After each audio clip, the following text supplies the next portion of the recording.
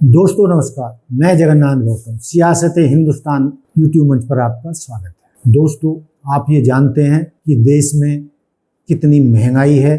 आम आदमी के लिए अपने परिवार को पालना दिनों दिन कठिन होता जा रहा है। ऐसे में हरियाणा सरकार ने आग में घी डालने का काम किया है। वो क्या है कि बिजली विभाग ने हरियाणा की जनता को जोर का झटका दिया। दोस्तों, आप मानेंगे नहीं कि हरियाणा में लोगों के बिजली के बिल कमर तोड़ बिल आ रहे हैं।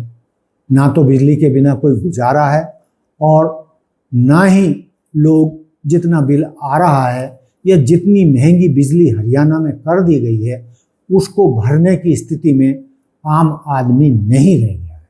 मैं दोस्तों आपको ये बताना चाहता हूँ कि फरीदाबाद एक, तो मैं उदाहरण दूँ तो यहाँ लगभग 25 लाख की आबादी फरीदाबाद की है। ये इंडस्ट्रियल टाउनशिप है। यहाँ पर आम आदमी की जो सैलरी है, वेतन है, वो 10-12 हज़ार से 20-25-30 हज़ार इसी के बीच में उनकी कमाई है। लेकिन दोस्तों, अभी हाल ही में जो ये महंगाई का बम लोगों पर फोड़ा है उससे लोग त्राहिमाम कर रहे हैं। हुआ क्या है, मैं थोड़ा सा विस्तार में आपको बताना चाहूँगा कि जो अभी पिछले दिनों तक बिजली का बिल 4 रुपये से 7 रुपये यूनिट प्रति यूनिट आ रहा था, अब जो नए बिल आए हैं वो 9 रुपये से 13 रुपये प्रति यूनिट तक पहुंच गया है। और ऐसा होने से जिनका बिल पहले 6,000 रुपये आ रहा था, अब वो 11,000 से 19,000 रुपये तक पहुंच गया है। और यही नहीं, फिक्स चार्ज भी बढ़ा दिए गए हैं। जो फिक्स मार्च इस महीने से पहले सैलरी चार्ज 1200 से लेकर 2,500 रुपये तक बढ़ गए हैं। इतना तो बिल भी नहीं होता है जितने फिक्स रेट बढ़ा दिए गए हैं।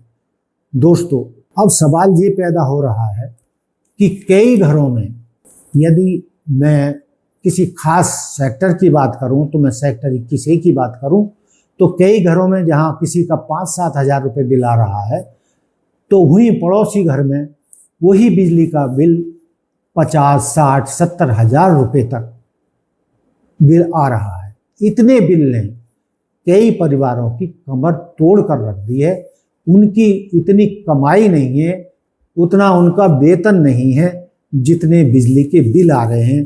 अब समस्या ये है कि घर का मुखिया बच्चों की ऊंची प्राइवेट स्कूलों में फीस भरे, महंगाई से निपटे, बच्चों की महंगी फीस से, एडमिशन फीस से निपटे, या पेट्रोल डीजल की महंगाई और खाने पीने की हर सामान की ग्रोसरी में बड़ी महंगाई हो गई है। दाल चावल बहुत महंगे हैं। सब्जियां तो आजकल बरसात के मौसम में आप जानते ही हैं कि टमाटर 80 रुपये किलो, गोभी 120 रुपये किलो, और टमाटर तो लाल हो ही रहा है, आलू भी उसके पीछे पीछे महंगा हो चला है।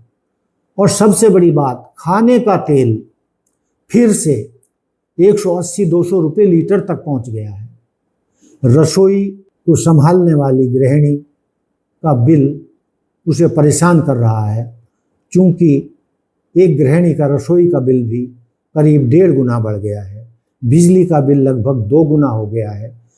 तो ये कैसा राम राज्य है? सबका विकास, सबका विश्वास। जनता तो इस विश्वास में मारी जा रही है। विकास तो कहीं दिखाई नहीं दे रहा।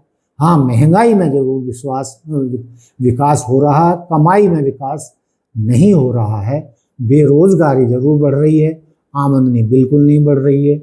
महंगाई हर क्षेत्र में बढ़ रही है, इंक्रीमेंट हो नहीं रहे हैं।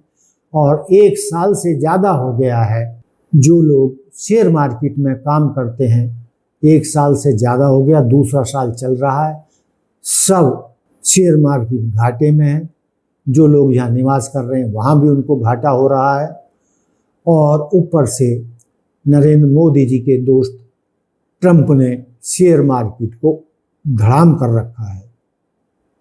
ये ही नहीं, अभी ताज़ा खबर आई है कि उन्होंने जो हमारे आईटी सेल में अमेरिका में काम करते हैं, आईटी के क्षेत्र में हमारे इंजीनियर, उनका जो $1000 में रिन्यूअल होता था, अब उसको ट्रंप महाराज ने $1,00,000 कर दिया है। $1,00,000 का मतलब आज की तारीख में 80 लाख रुपए है। यानी उसको 1000 की जगह 85-90 लाख रुपए देने होंगे। तो ना तो इंजीनियर इतने रिन्यूअल के अपने उसको दे पाएगा, ना अमेरिका में टिक पाएगा, कंपनी उसकी देगी नहीं, वो 90 लाख रिन्यूअल के दे नहीं पाएगा 1000 की जगह। तो चारों तरफ से भारतीय नागरिकों पर मार पड़ रही है।